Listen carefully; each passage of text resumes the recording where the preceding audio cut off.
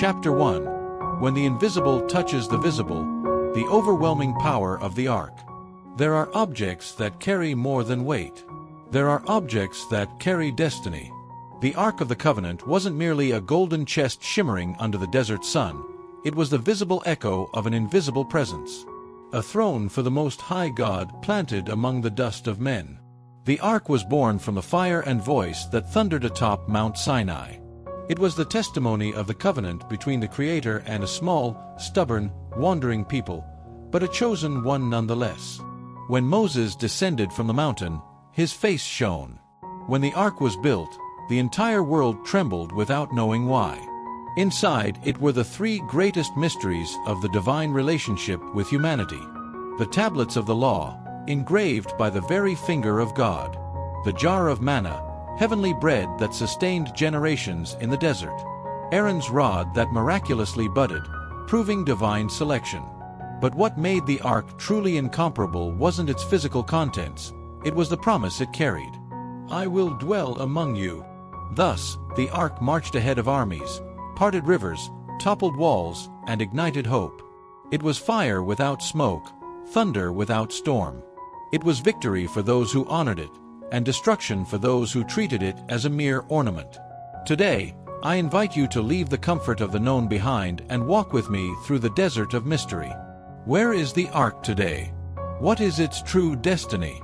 Does the power that once transformed ordinary men into witnesses of the divine still pulse somewhere in this world? Prepare your spirit, because this journey will shatter your maps. And of course, like this video and subscribe to the Bible Paradox, where mystery and revelation walk together like fire and wind. Chapter 2. The Inescapable Judgment, the Deaths Tied to the Ark.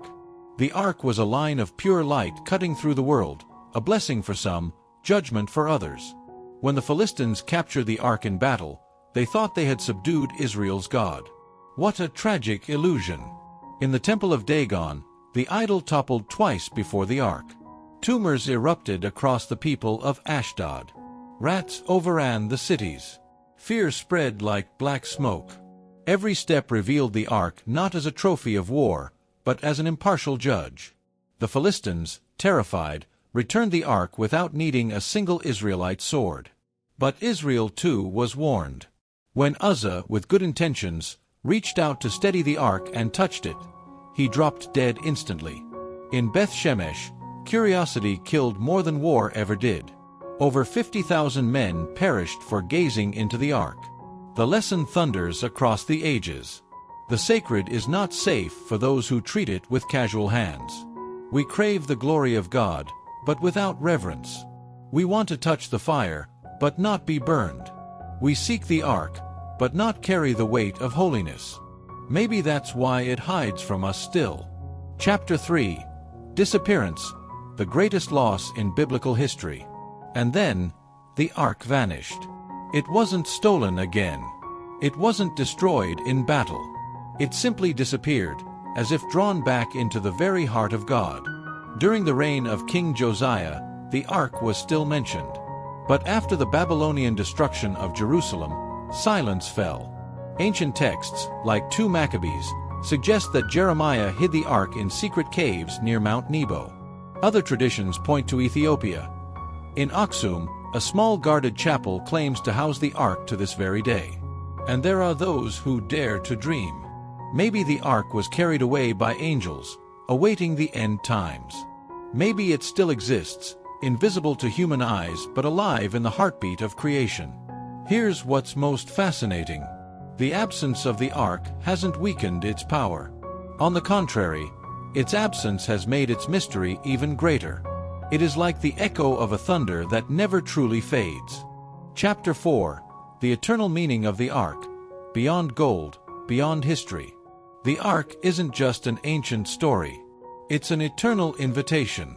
In the book of Revelation, John sees the heavenly temple opened, and there, at the center, stands the Ark of the Covenant.